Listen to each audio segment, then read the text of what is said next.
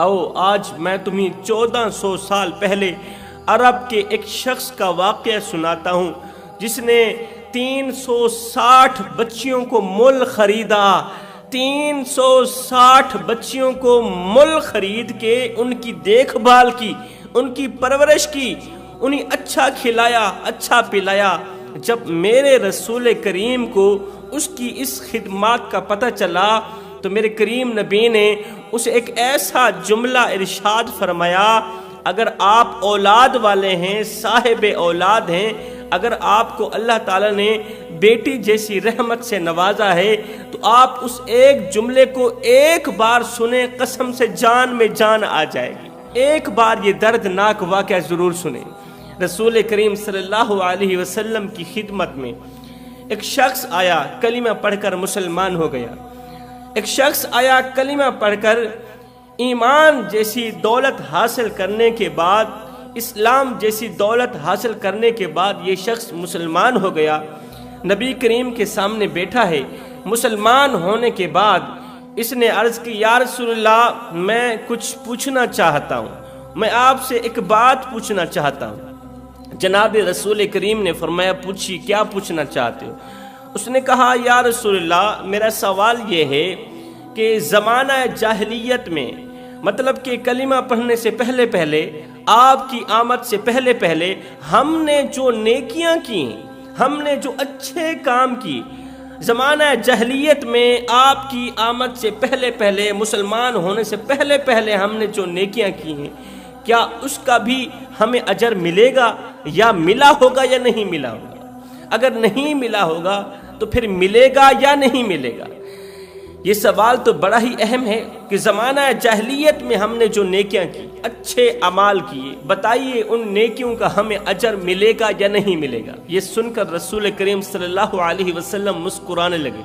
मुस्कुरा कर मेरे करीम नबी ने फरमाया, तू बता कि तूने अपनी ज़िंदगी में कौन सी ऐसी नेकियां की हैं कि जिसका बदला लेना चाहता है, तू जिन नेकियों का अजर मांगना चाहता है? उसने कहा, हुजूर और ज़्यादा नेकियां तो मैंने नहीं की, बस एक नेकी ऐसी है जो मुझे याद है, भूलेगी नहीं। मेरे करीम नबी ने फरमाया, उस नेकी से मैं आगाह होना चाहता हूँ। अपनी ज़िंदगी का वाक़या सुनो, अपनी ज़िंदगी की कहानी सुनो। अब उस सहाबी ने, कलीमा पढ़ने वाले शख्स ने कहा, या रसूलल्लाह मेरी ज़िंदगी का एक दर्द भरा वाक़या है। जब जब वो वाक़या मेरी आंखों के सामने गुजरता है तो मेरी आंखें छम छम बरसने लगती हैं। मेरे करीम नबी ने फरमाया, मुझे अपने वाक़े से आगाह करो, मुझे उस नेकी के बारे में बताओ जिसकी तुम अल्लाह से जज़ा लेना चाहते हो। उस शख्स ने कहा, या रसूलल्लाह मेरे 2 ऊँट गुम हो गए। 2 ऊँट गुम हो गए। उन 2 ऊँटों की तलाशी के लिए मैं तीसरे ऊँट पर बैठा घर से बाहर निकल पड़ा। 2 ऊँटों को तलाश करने के लिए मैं चलता चलता जंगल की दूसरी तरफ पहुंचा, जहां सहराई इलाका था, मैदानी इलाका था। वहां मैंने देखा कि एक शख्स जानवर चरा रहा है, जानवर चरा रहा है, और मेरे वो 2 ऊँट जो गुम हो गए थे वो उन जानवरों के साथ चर रहे हैं। मैं उस शख्स के पास गया, मैंने कहा, ये जो 2 ऊँट चर रहे हैं ये तो मेरे हैं। उसने कहा, भैया ये तो चरते चरते मेरे जानवरों के साथ मिल गए, अगर तुम्हारे ऊँट हैं तो ले जाओ। थोड़ी देर के लिए मैं वहाँ रुका तो उस शख्स ने मुझे पानी पिलाया, साथ में 2-4 खजूरें खिलाई। 2-4 खजूरें खिला देने के बाद बिल्कुल करीब ही उसका घर था, छोटी सी झोंपड़ी थी। उसके घर के अंदर से बच्चे के रोने की आवाज़ आई, बच्चे के रोने की आवाज़ आई, चीखने की आवाज़ आई। आवाज़ सुनते ही इस पानी पिलाने वाले, खजूरें खिलाने वाले, जानवरों को चराने वाले शख्स ने मुझे कहा, बताओ मेरे घर में बेटा हुआ है या बेटी हुई है? बताओ मेरे घर में बेटा पैदा हुआ है या बेटी पैदा हुई है? तो मैंने कहा, भाई अगर बेटा पैदा हुआ है तो क्या करोगे, अगर बेटी पैदा हुई है तो क्या करोगे? तो उसने कहा, अगर बेटा पैदा हुआ तो मैं फख्र करूंगा, क्योंकि बेटा मेरे खानदान का नाम रोशन करेगा। अगर बेटा पैदा हुआ है मैं फख्र करूंगा, गली मोहल्ले में सर उठा के चलूंगा, फख्र से मेरा सर बुलंद हो जाएगा और मेरी वजह से मेरे खानदान वालों का सर भी बुलंद हो जाएगा। उसने कहा, अगर बेटी पैदा हुई तो क्या करोगे? اس نے کہا اگر میری بیٹی پیدا ہوئی ہے تو میں بیٹی کو زندہ دفن کر دوں گا، بیٹی کو زندہ دفن کر دوں گا، اگر نہیں کروں گا تو لوگ مجھے کہیں گے دنیا کا سب سے بڑا بدبخت انسان ہے تو، دنیا کا سب سے بڑا بدقسمت انسان ہے تو، لوگ میری طرف دیکھ کے اشارہ کریں گے یہی وہ بدبخت ہے، یہی وہ بدقسمت ہے جس کے گھر میں بیٹی نے جنم دیا ہے۔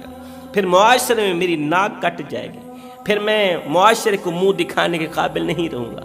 اگر میں بیٹی زندہ دفن نہیں کروں گا تو پھر میں اپنے خاندان والوں کو منہ دکھانے کے لائق نہیں رہوں گا، پھر میں گلی محلے میں سر جھکا کے چلوں گا، سر اٹھا کے نہیں چلوں گا۔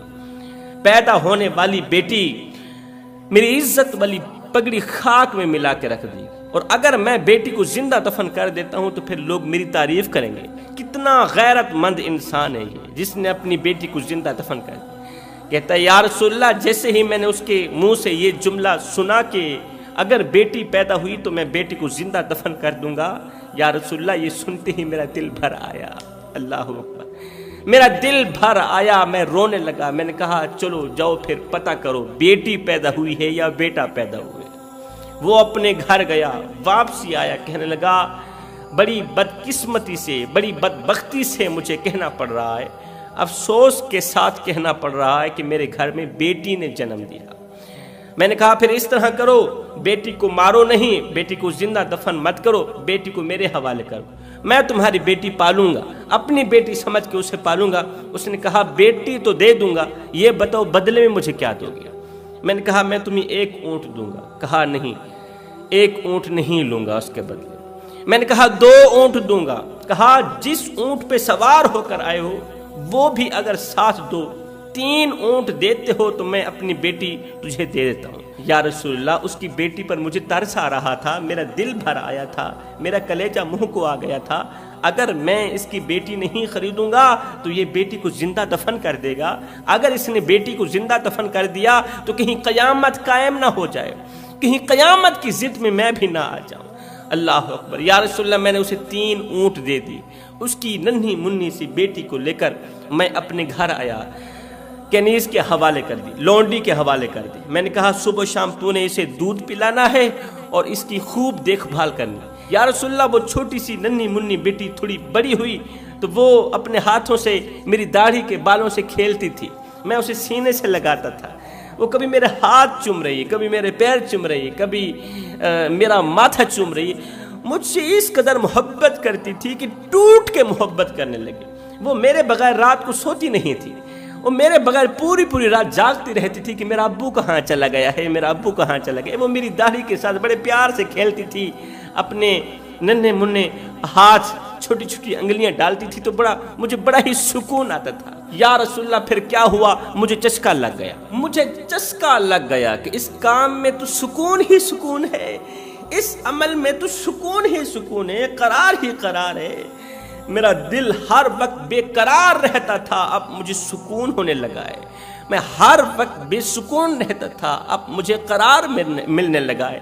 یا رسول اللہ مجھے چسکا لگ گیا، اب میں گھر سے باہر نکلا، وہ قبیلہ ڈھونڈنے لگا جس قبیلے کے لوگ اپنی بچیوں کو زندہ دفن کرتے تھے۔ یا رسول اللہ پھر کیا ہوا، میں 3 اونٹ دیتا گیا، ان سے ان کی بچیاں خریدتا گیا۔ وہ قبیلہ جس قبیلے کے لوگ اپنی بیٹیوں کو زندہ دفن کر دیتے تھے، میں ان کو 3 اونٹ دیتا، وہ بدلے میں اپنی بیٹی مجھے دے دیتے، ننھی منھی بیٹی میرے حوالے کر دیتے۔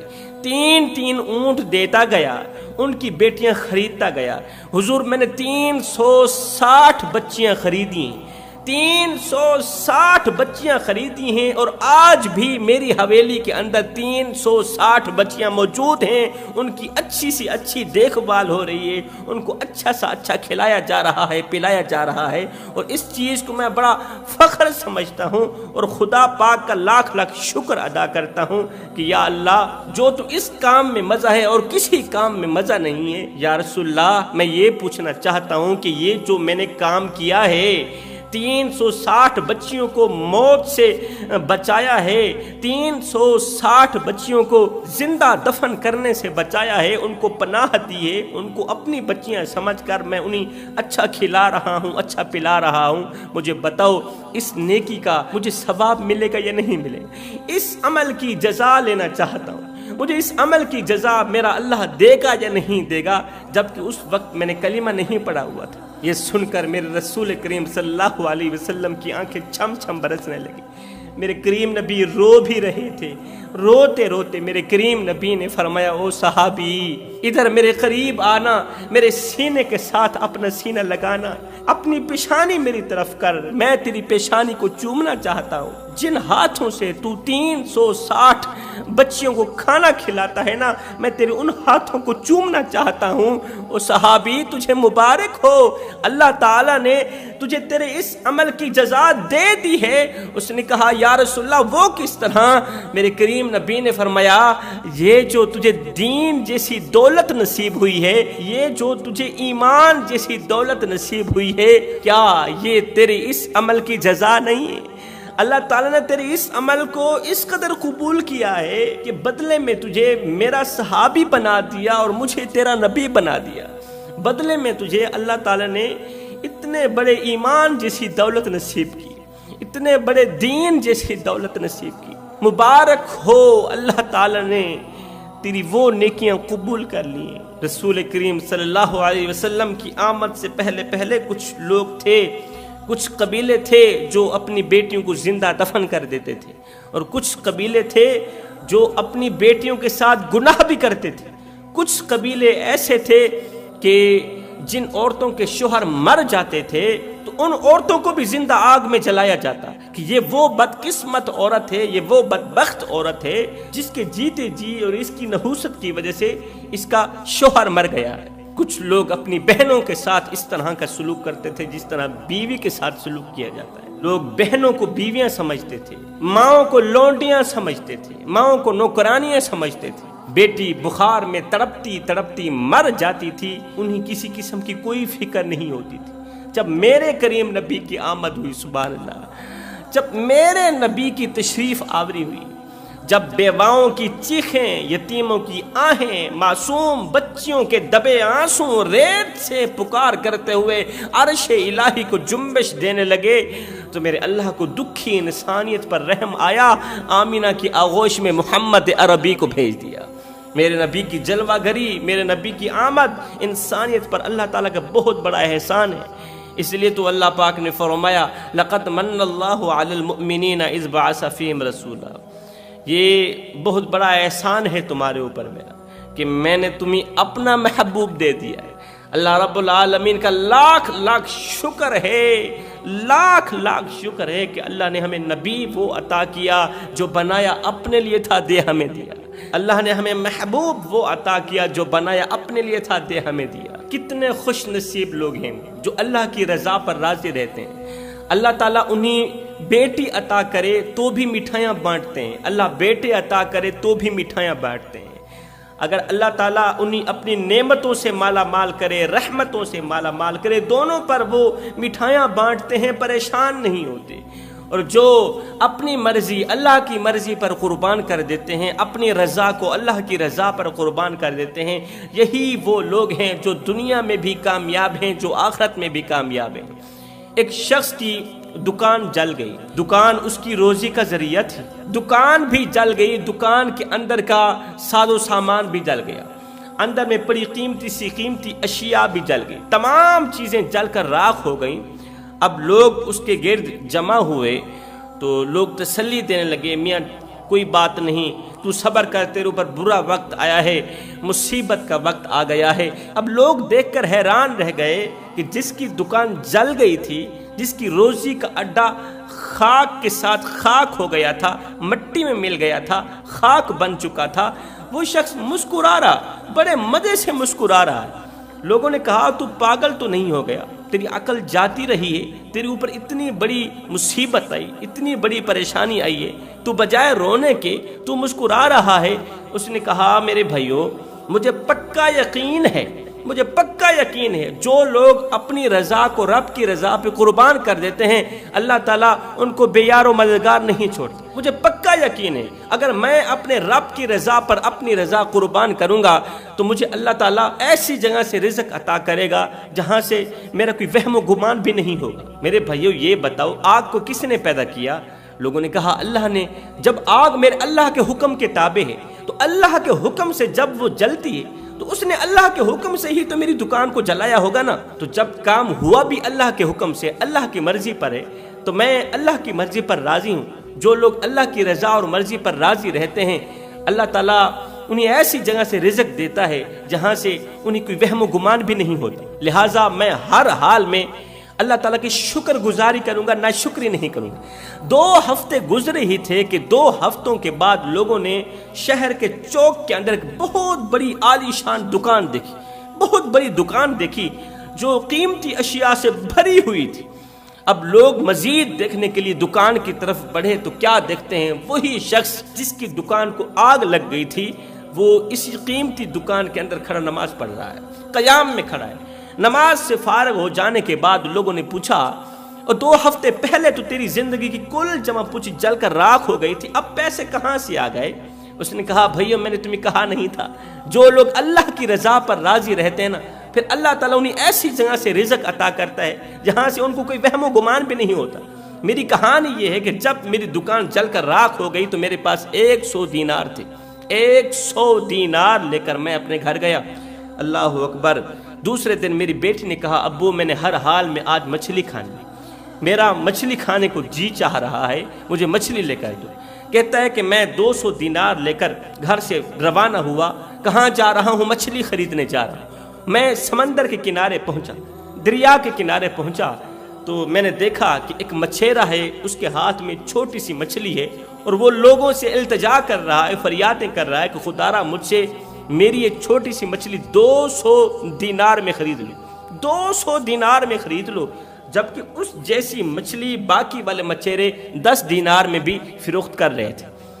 تو جب میں نے اس مچھیرے کو دیکھا، اس کی چھوٹی سی مچھلی کو دیکھا کہ وہ تو التجائیں کر رہا ہے، دعائیں کر رہا ہے، فریادیں کر رہا ہے، اور بھائی خدارا مجھ سے میری مچھلی خرید لو، وہ بھی 200 دینار کی اتنی مہنگی مچھلی۔